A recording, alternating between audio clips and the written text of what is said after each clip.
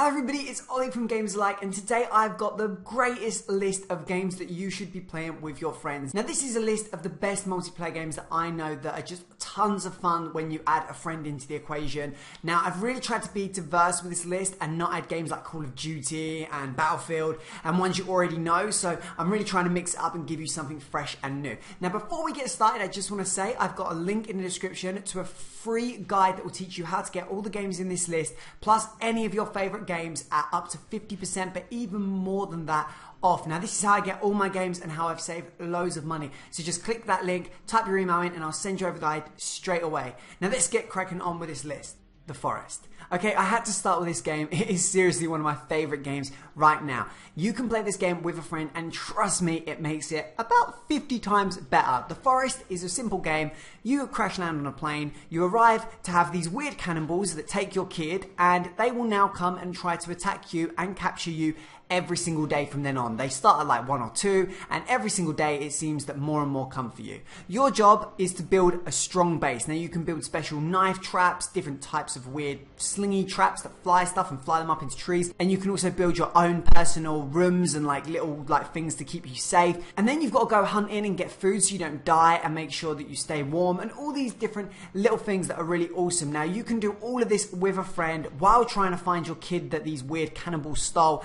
Again, why they try to eat you and kill you. This is tons of fun, and seriously, this game is just epic. And plus, it's in beta mode or alpha mode, and the developers are really listening to people and are constantly adding new stuff. Tom Clancy's Rainbow Six Siege. Okay, this is something different. This is next level. This is a game with a few game modes that are completely different to anything you've played. Basically, my favorite game mode is attack and defense. This is where one team attacks, the other team defends. If you're the defender, it's your job to defend the hostage or the bomb, and you have to do this by putting up big wall defenses and things like that so they can't blow up the walls. You put down barbed wire, you put C4, you have your own guns, you hide and try and take them out. And if you're the attacker, you have to break into a building, blow up the doors, surprise attack, flashbang, all that kind of stuff, kill the people, and either rescue the hostage or defuse the bomb. That is your job, and trust me, with a friend, when you're both on the speakers and you're like 3, 2, 1 breach, it's just intense. It's an intense environment and an amazing game. Call of Duty Zombies. Now, I didn't want to add Call of Duty, and I even said that I wasn't going to add games like this, but Call of Duty Zombies is an exception. This game with a friend is just brilliant. I shouldn't have to talk too much about it. We all know what Zombies is. You go there, you start on wave 1, you work your way up. Every single time Call of Duty releases a game, all I want is the zombies, and trust me, if you haven't played it already with a friend, jump on and give it a shot. Dead by Daylight. This is something completely new. This is a game mode where there's 4 survivors, 1 murderer. The murderer has to kill everybody and hang them up and just torture them and be horrible, and the survivors have to turn on electric generators so they can open a door and escape. Sounds pretty simple, right? It isn't. It can be very frustrating at times. You can get killed at times. People camp at times. The murderer is an asshole at times.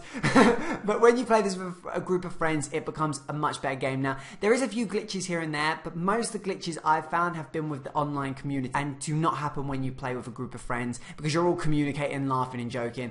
And you just have to watch Let's Plays on this game to see how much fun and how much potential this game's got with you and your friends.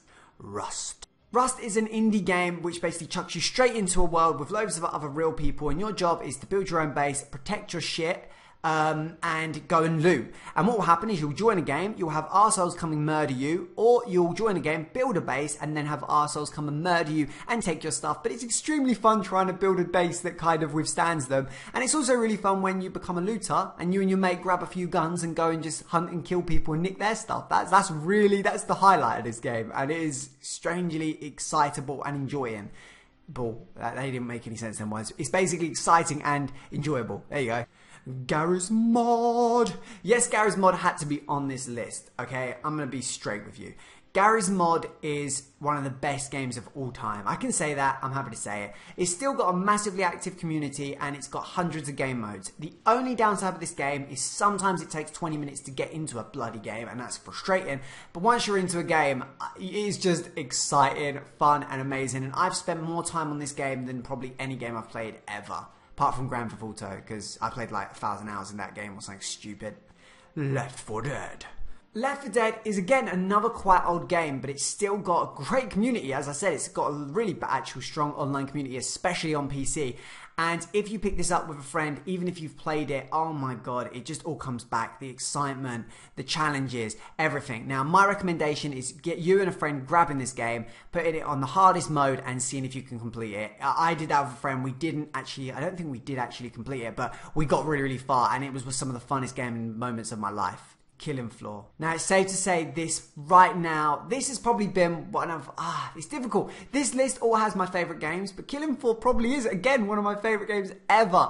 This game is like Call of Duty Zombies if Call of Duty Zombies was standalone and you didn't have to buy a kind of shitty game in order to play it.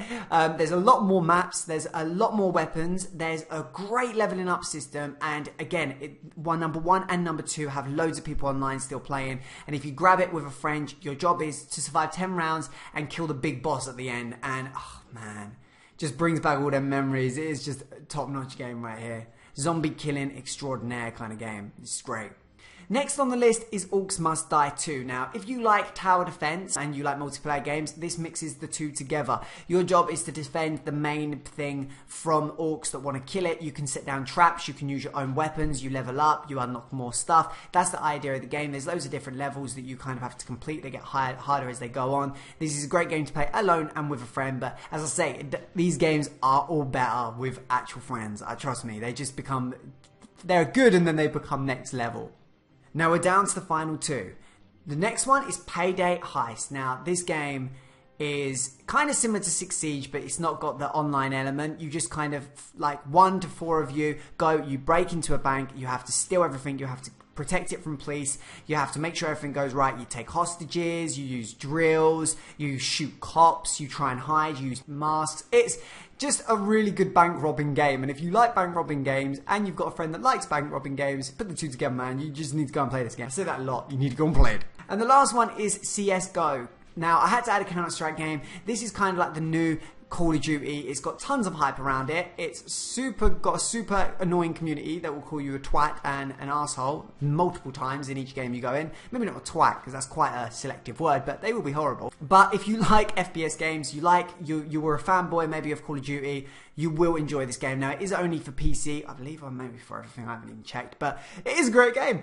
But it is a super popular game, and it's got everything you need to have lots of fun with a friend. Now, it's not my favourite on the list, but I know loads of people who've literally dedicated most of this year to this game, so it's definitely got something to show for it. Anyway, I hope you've enjoyed this list. If you have, then please remember to go down to the description and click that link so you can get all your games from now on at a much cheaper price. Seriously, it saved me so much money. I hope you have an awesome day. See you later. Bye.